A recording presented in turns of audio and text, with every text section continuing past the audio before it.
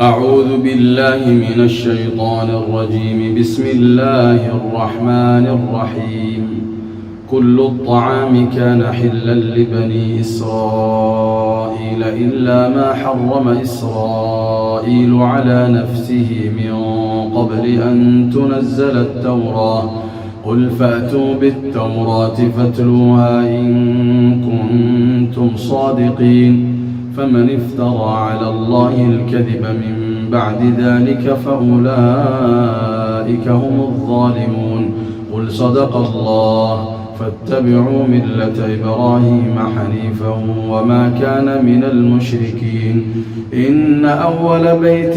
وضع للناس للذي ببكة مباركا وهدى للعالمين. فيه آيات بينات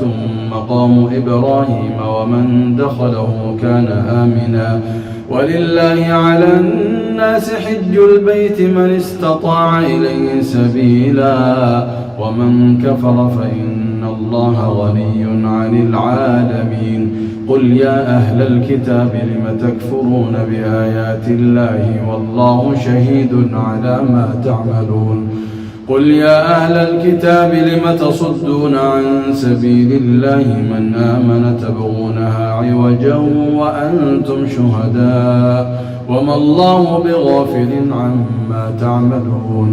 يا أيها الذين آمنوا إن تطيعوا فريقا من الذين أوتوا الكتاب يردوكم بعد إيمانكم كافرين. وكيف تكفرون وأنتم تتلى عليكم آيات الله وفيكم رسوله ومن يعتصم بالله فقد هدي إلى صراط مستقيم. يا أيها الذين آمنوا اتقوا الله حق تقاته ولا تموتن إلا وأنتم مسلمون. واعتصموا بحبل الله جميعا ولا تفرقوا. واذكروا نعمة الله عليكم إذ كنتم أعداء فألف بين قلوبكم فأصبحتم بنعمته إخوانا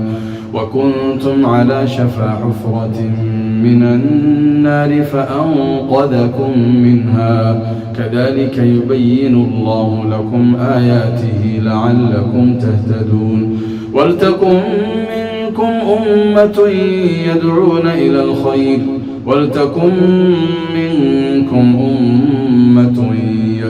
إلى الخير ويأمرون بالمعروف وينهون عن المنكر وأولئك هم المفلحون. ولا تكونوا كالذين تفرقوا واختلفوا من بعد ما جاءهم البينات وأولئك لهم عذاب عظيم. يوم تبيض وجوه وتسود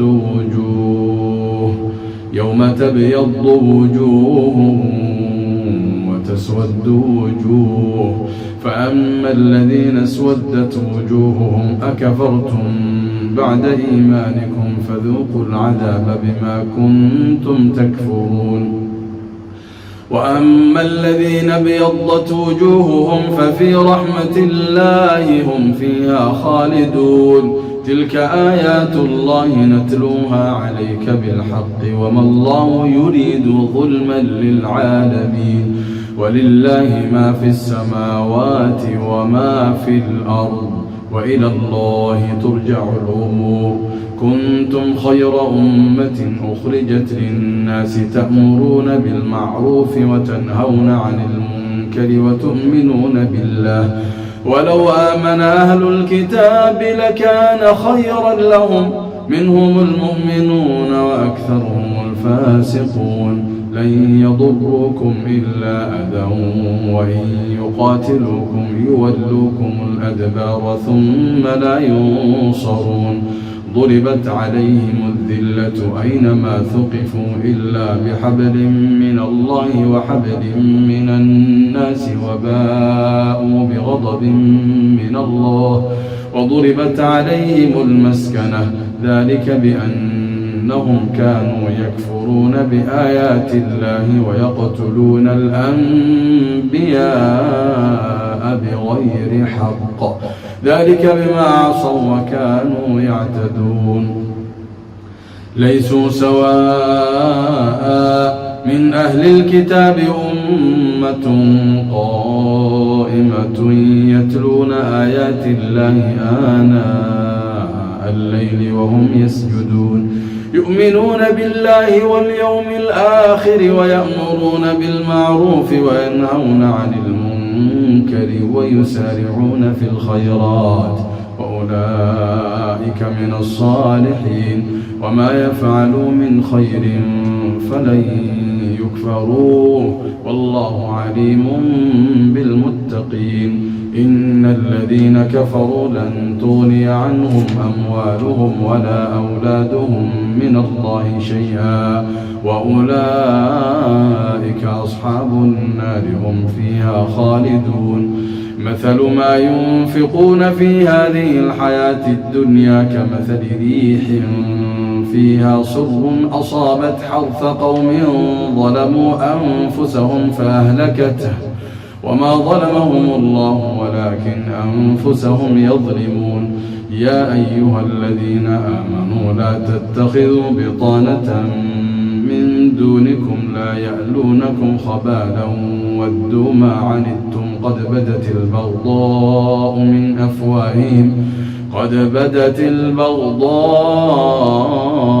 من أفواههم وما تخفي صدورهم أكبر قد بينا لكم الآيات إن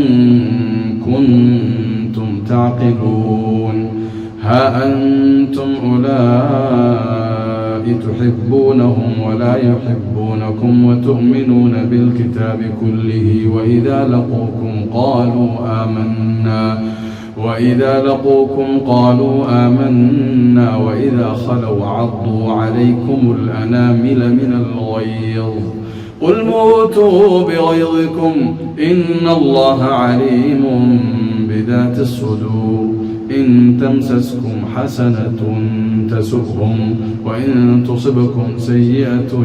يفرحوا بها وإن تصبروا وتتقوا لا يضركم كيدهم شيئا إن الله بما يعملون محيط وإذ غدوت من أهلك تبوئ المؤمنين مقاعد للقتال والله سميع عليم إذ هم الطائفتان منكم أن تفشلا والله وليهما وعلى الله فليتوكل المؤمنون ولقد نصركم الله ببدر وأنتم أذلة فاتقوا الله لعلكم تشكرون إذ تقول للمؤمنين ألن يكفيكم أن يمدكم ربكم ب3,000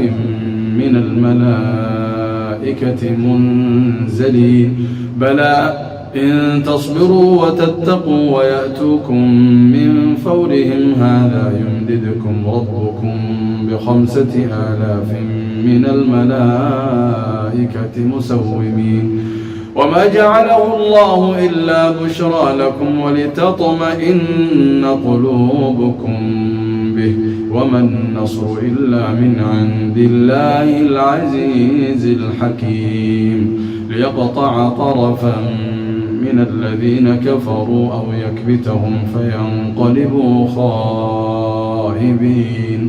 ليس لك من الأمر شيء أو يتوب عليهم أو يعذبهم فإنهم ظالمون ولله ما في السماوات وما في الأرض يغفر لمن يشاء ويعذب من يشاء والله غفور رحيم يا أيها الذين آمنوا لا تأكلوا الربا أضعافا مضاعفة واتقوا الله لعلكم تفلحون واتقوا النار التي أعدت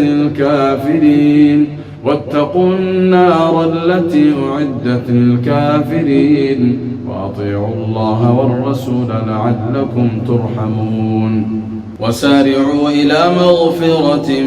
من ربكم وجنة عرضها السماوات والأرض أعدت للمتقين الذين ينفقون في السراء والضراء والكاظمين الغيظ والعافين عن الناس والله يحب المحسنين والذين إذا فعلوا فاحشة أو ظلموا أنفسهم ذكروا الله فاستغفروا لذنوبهم ومن يغفر الذنوب إلا الله ولم يصروا على ما فعلوا وهم يعلمون أولئك جزاؤهم مغفرة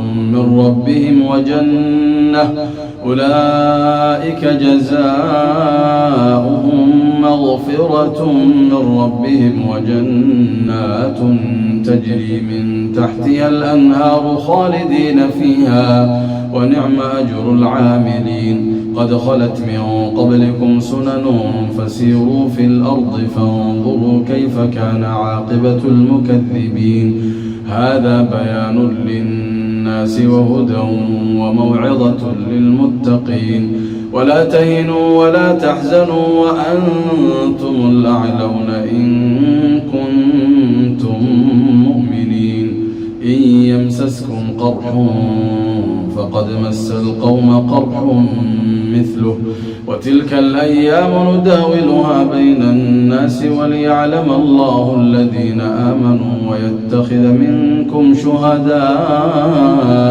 والله لا يحب الظالمين وليمحص الله الذين آمنوا ويمحق الكافرين أم حسبتم أن تدخلوا الجنة ولما يعلم الله الذين جاهدوا منكم ويعلم الصابرين ولقد كنتم تمنون الموت من قبل أن تلقوه فقد رأيتموه وأنتم تنظرون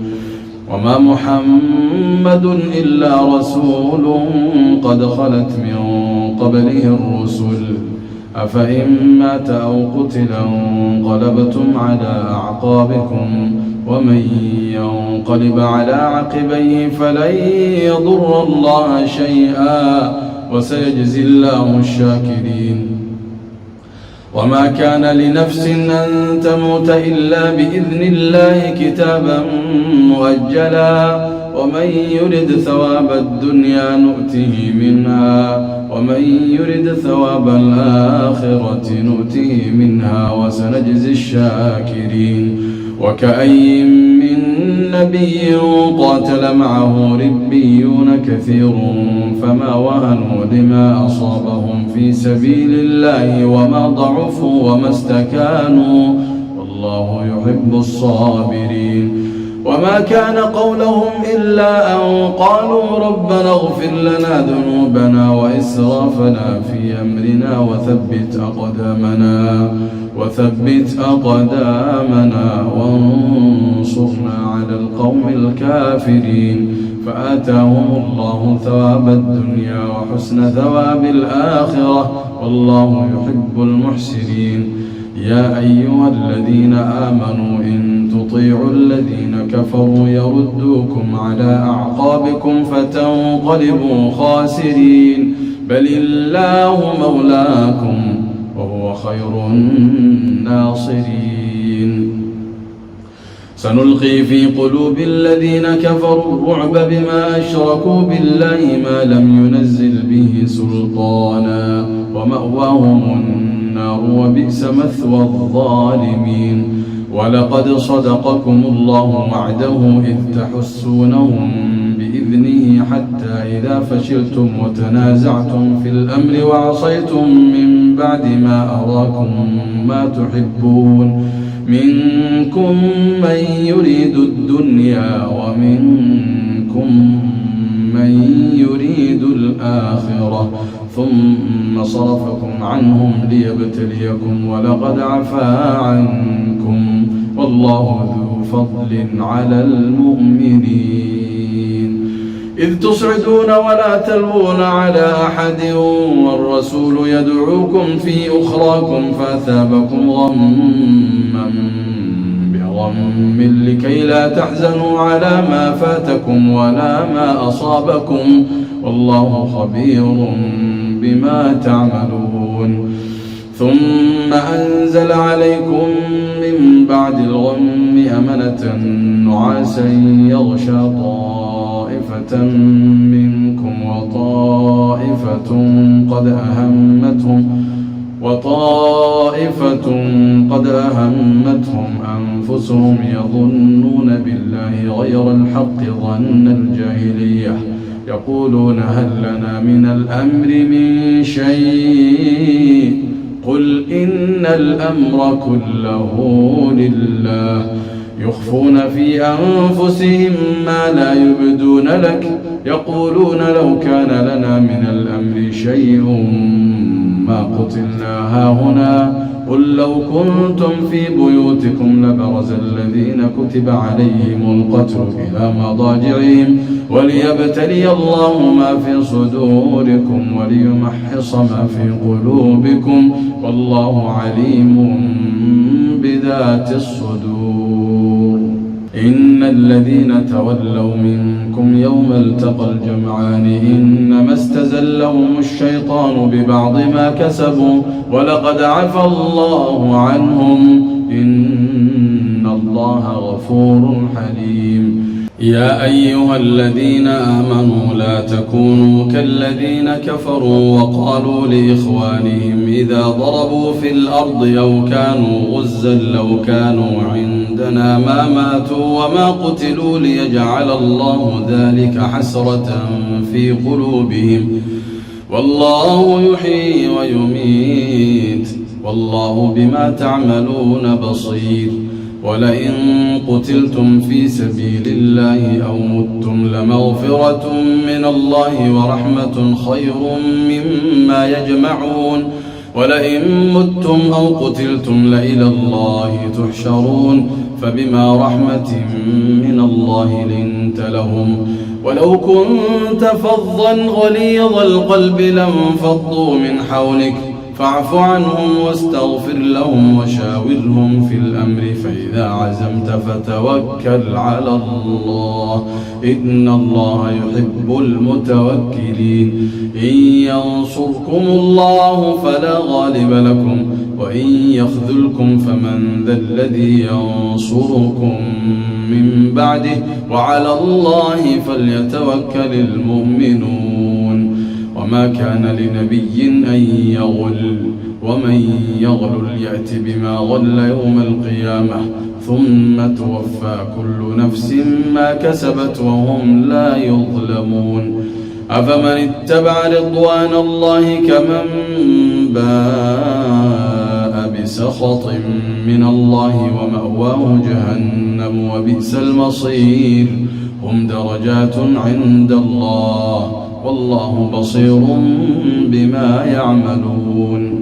لقد من الله على المؤمنين إذ بعث فيهم رسولا من أنفسهم يتلو عليهم آياته ويزكيهم ويعلمهم الكتاب والحكمة وإن كانوا من قبل لفي ضلال مبين أولما أصابتكم مصيبة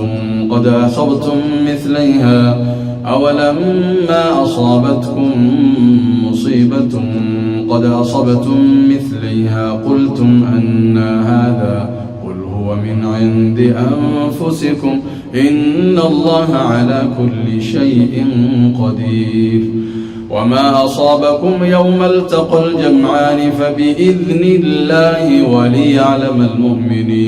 وليعلم الذين نافقوا وقيل لهم تعالوا قاتلوا في سبيل الله أو ادفعوا قالوا لو نعلم قتالا لاتبعناكم هم للكفر يومئذ أقرب منهم للإيمان يقولون بأفواههم ما ليس في قلوبهم والله أعلم بما يكتمون الذين قالوا لإخوانهم وقعدوا لو أطاعونا ما قتلوا قل فادرءوا عن أنفسكم الموت إن كنتم صادقين ولا تحسبن الذين قتلوا في سبيل الله أمواتا بل أحياء عند ربهم يرزقون فرحين بما آتاهم الله من فضله ويستبشرون بالذين لم يلحقوا بهم من خلفهم ألا خوف عليهم ولا هم يحزنون يستبشرون بنعمة من الله وفضل وأن الله لا يضيع أجر المؤمنين الذين استجابوا لله والرسول من بعد ما أصابهم القرح للذين أحسنوا منهم واتقوا أجر عظيم الذين قال لهم الناس إن الناس قد جمعوا لكم فاخشوهم فزادهم إيمانا وقالوا حسبنا الله ونعم الوكيل فانقلبوا بنعمة من الله وفضل لم يمسسهم سوء واتبعوا رضوان الله والله ذو فضل عظيم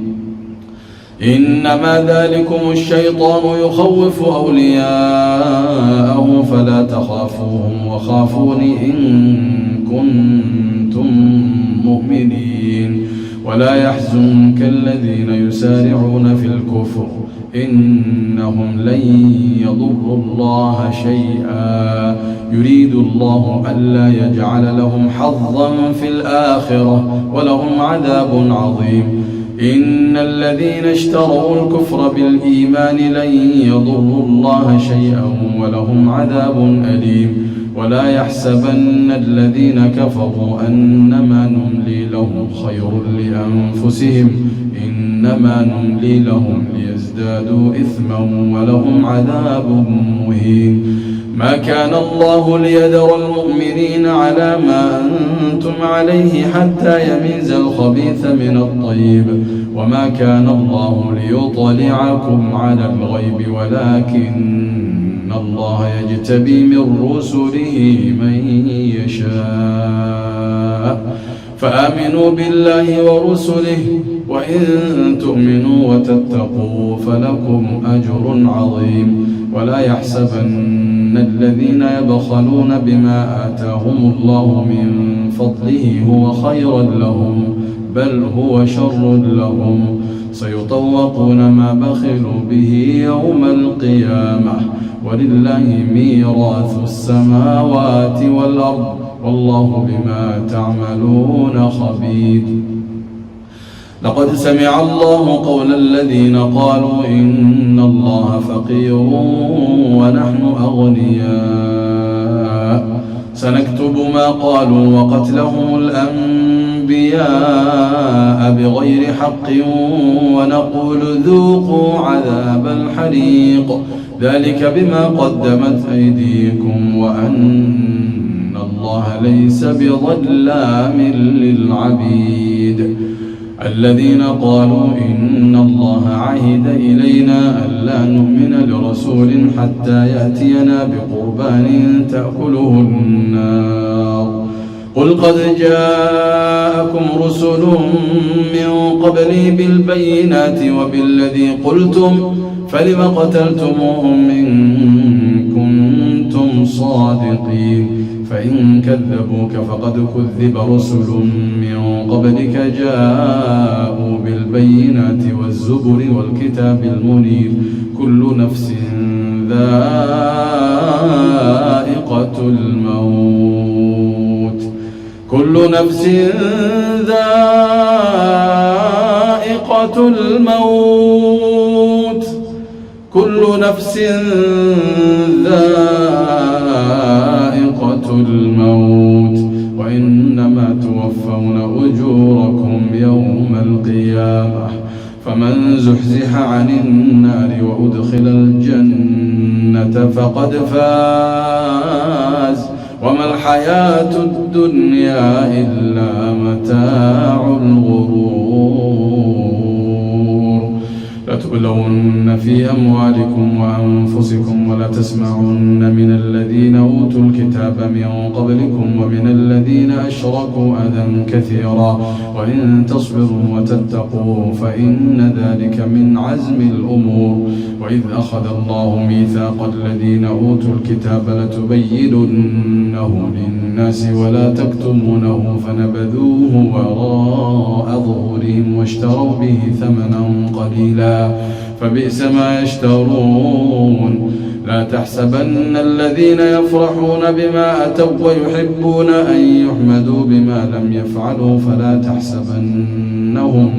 بمفازة من العذاب ولهم عذاب أليم. ولله ملك السماوات والأرض والله على كل شيء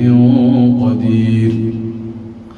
إن في خلق السماوات والأرض واختلاف الليل والنهار لآيات لأولي الألباب الذين يذكرون الله قياما وقعودا وعلى جنوبهم ويتفكرون في خلق السماوات والأرض ربنا ما خلقت هذا باطلا سبحانك ربنا ما خلقت هذا باطلا سبحانك فقنا عذاب النار. ربنا إنك من تدخل النار فقد أخزيته وما للظالمين من أنصار. ربنا إننا سمعنا مناديا ينادي للإيمان أن آمنوا بربكم فآمنا ربنا فاغفر لنا ذنوبنا وكفر عنا سيئاتنا وتوفنا مع الأبرار. ربنا وآتنا ما وعدتنا على رسلك ولا تخزنا يوم القيامة إنك لا تخلف الميعاد. فاستجاب لهم ربهم أني لا أضيع عمل عامل منكم من ذكر أو أنثى بعضكم من بعض فالذين هاجروا وأخرجوا من ديارهم وأوذوا في سبيلي وقاتلوا وقتلوا لأكفرن عنهم سيئاتهم ولأدخلنهم جنات تجري من تحتها الأنهار ثوابا من عند الله والله عنده حسن الثواب. لا يغرنك تقلب الذين كفروا في البلاد متاع قليل ثم مأواهم جهنم وبئس المهاد. لكن الذين اتقوا ربهم لهم جنات تجري من تحتها الأنهار خالدين فيها نزلا من عند الله وما عند الله خير للأبرار. وإن من أهل الكتاب لمن يؤمن بالله وما أنزل إليكم وما أنزل إليهم خاشعين لله لا يشترون بآيات الله ثمنا قليلا أولئك لهم أجرهم عند ربهم إن الله سريع الحساب. يا أيها الذين آمنوا اصبروا وصابروا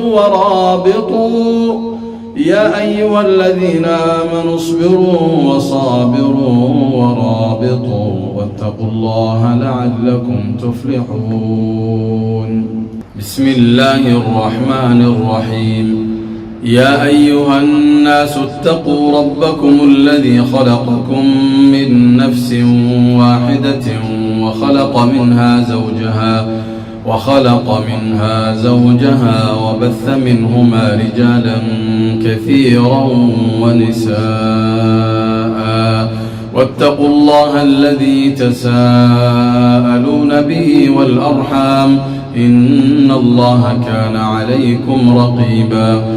وآتوا اليتامى أموالهم ولا تتبدلوا الخبيث بالطيب ولا تأكلوا أموالهم إلى أموالكم إنه كان حوبا كبيرا وإن خفتم ألا تقسطوا في اليتامى فانكحوا ما طاب لكم من النساء مثنى وثلاث ورباع فإن خفتم ألا تعدلوا فواحدة أو ما ملكت أيمانكم ذلك أدنى ألا تعولوا وآتوا النساء صدقاتهن نحلة فإن طبن لكم عن شيء منه نفسا فكلوه هنيئا مريئا ولا تؤتوا السفهاء أموالكم التي جعل الله لكم قياما وارزقوهم فيها واكسوهم وقولوا لهم قولا معروفا وابتلوا اليتامى حتى إذا بلغوا النكاح فإن آنستم منهم رشدا فادفعوا إليهم أموالهم ولا تأكلوها إسرافا وبدارا أن يكبروا ومن كان غنيا فليستعفف ومن كان فقيرا فليأكل بالمعروف فإذا دفعتم إليهم أموالهم فأشهدوا عليهم وكفى بالله حسيبا للرجال نصيب مما ترك الوالدان والأقربون وللنساء نصيب مما ترك الوالدان والأقربون مما قل منه أو كثر نصيبا مفروضا وإذا حضر القسمة أولو القربى واليتامى والمساكين فارزقوهم منه وقولوا لهم قولا معروفا وليخشى الذين لو تركوا من خلفهم ذرية ضعافا خافوا عليهم فليتقوا الله وليقولوا قولا سديدا إن الذين يأكلون أموال اليتامى ظلما إنما يأكلون في بطونهم نارا وسيصلون سعيرا يوصيكم الله في أولادكم للذكر مثل حظ الأنثيين فإن كن نساء فوق 2 فلهن ثلثا ما ترك وإن كانت واحدة فلها النصف ولأبويه لكل واحد منهما السدس مما ترك إن كان له ولد فإن لم يكن له ولد وورثه أبواه فلأمه الثلث فإن كان له إخوة فلأمه السدس من بعد وصية يوصي بها أو دين آباؤكم وأبناؤكم لا تدرون أيهم أقرب لكم نفعا فريضة من الله إن الله كان عليما حكيما ولكم نصف ما ترك أزواجكم إن لم يكن لهن ولد فإن كان لهن ولد فلكم الربع مما تركن من بعد وصية يوصين بها أو دين ولهن الربع مما تركتم إن لم يكن لكم ولد فإن كان لكم ولد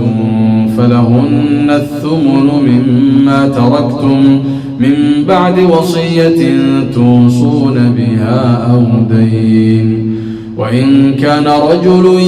يورث كلالة أو امرأة وله أخ أو أخت فلكل واحد منهما السدس فإن كانوا أكثر من ذلك فهم شركاء في الثلث من بعد وصية يوصى بها أو دين غير مضار وصية من الله والله عليم حليم تلك حدود الله ومن يطع الله ورسوله يدخله جنات تجري من تحتها الأنهار خالدين فيها وذلك الفوز العظيم. ومن يعص الله ورسوله ويتعد حدوده يدخله نارا خالدا فيها وله عذاب مهين. واللاتي يأتين الفاحشة من نسائكم فاستشهدوا عليهن 4 منكم، فإن شهدوا فأمسكوهن في البيوت حتى يتوفاهن الموت أو يجعل الله لهن سبيلا.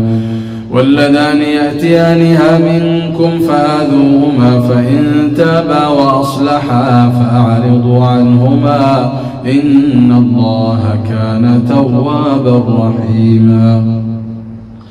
إنما التوبة على الله للذين يعملون السوء بجهالة ثم يتوبون من قريب فأولئك يتوب الله عليهم وكان الله عليما حكيما. وليست التوبة للذين يعملون السيئات حتى إذا حضر أحدهم الموت قال إني تبت الآن ولا الذين يموتون وهم كفار أولئك أعتدنا لهم عذابا أليما. يا أيها الذين آمنوا لا يحل لكم أن ترثوا النساء كرها ولا تعضلوهن لتذهبوا ببعض ما آتيتموهن إلا أن يأتين بفاحشة مبينة وعاشروهن بالمعروف فإن كرهتموهن فعسى أن تكرهوا شيئا ويجعل الله فيه خيرا كثيرا. وإن أردتم استبدال زوج مكان زوج وآتيتم إحداهن قنطارا فلا تأخذوا منه شيئا أتأخذونه بهتانا وإثما مبينا. وكيف تأخذونه وقد أفضى بعضكم إلى بعض وأخذن منكم ميثاقا غليظا. ولا تنكحوا ما نكح آباؤكم من النساء إلا ما قد سلف إنه كان فاحشة ومقتا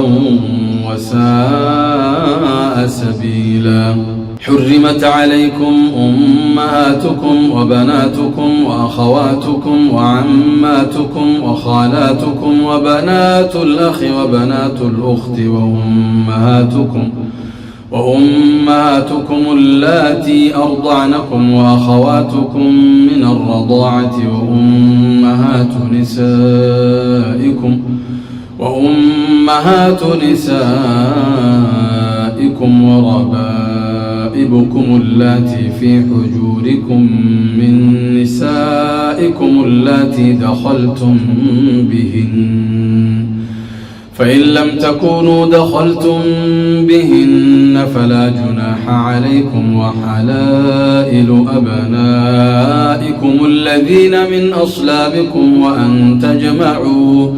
وأن تجمعوا بين الأختين إلا ما قد سلف إن الله كان غفورا رحيما.